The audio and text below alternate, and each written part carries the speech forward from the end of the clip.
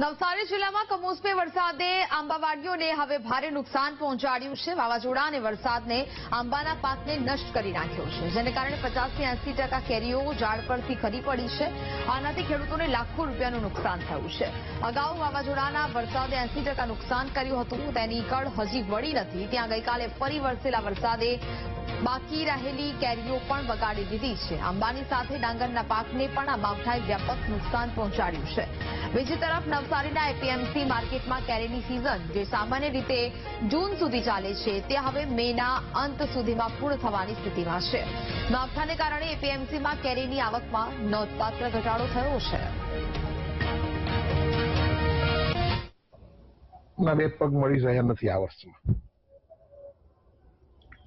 ખેડૂતોને કેરીમાં, ચીકુમાં, શાકભાજીમાં, ડાંગરમાં કશે જ ખેડૂત લીલા લેર થયો નથી।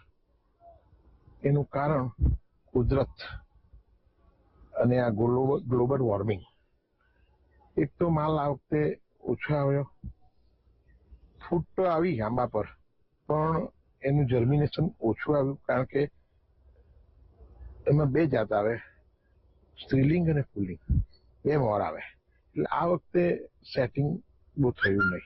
2 દિવસથી આ જે દક્ષિણ ગુજરાતમાં વરસાદ પડ્યો છે, તેમાં નવસારીના જલાલપોર તાલુકામાં પણ વાવાઝોડા સાથે વરસાદ પડ્યો છે, જેમાં અમારા વિસ્તારના મુખ્ય પાકો ગણીએ તો ચીકુ, કેરી, ડાંગર ને શાકભાજી, તો તેમાં પણ ખેડૂતોને ઘણું નુકસાન થયેલું માલમ પડે છે।